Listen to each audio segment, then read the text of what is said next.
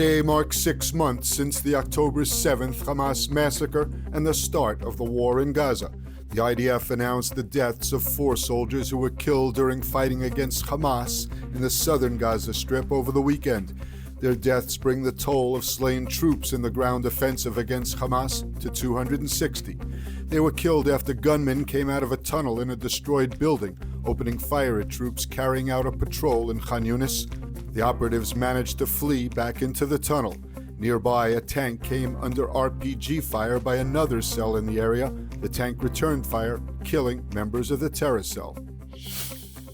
Over the weekend, the body of hostage Elad Katzir was rescued by security forces from Khan Yunis and returned to Israeli territory.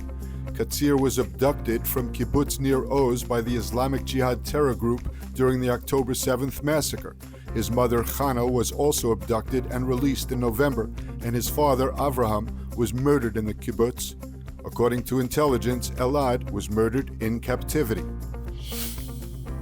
Following an investigation, the IDF released findings on the mistaken attack on World Central Kitchen cars that killed 7 aid workers in Gaza.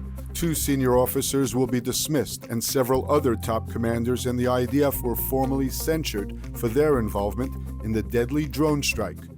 The probe found that the strike was ordered against the convoy of WCK vehicles after officers suspected they carried a Hamas gunman, despite a low level of confidence and against Army regulations. The officers did not identify the vehicles as belonging to WCK when the strike was ordered. The IDF said the attack on the aid vehicles is a serious mistake which stemmed from a serious failure and a result of wrong identification, a mistake in decision-making, and an attack contrary to the orders and open fire regulations. Experience the power of truth with ILTV News. If you're looking for quality content and captivating visuals, join our news community and become an integral part of our team as we embark on a mission to unveil the real Israel, dismantling the web of lies and misinformation that surround reporting on Israel.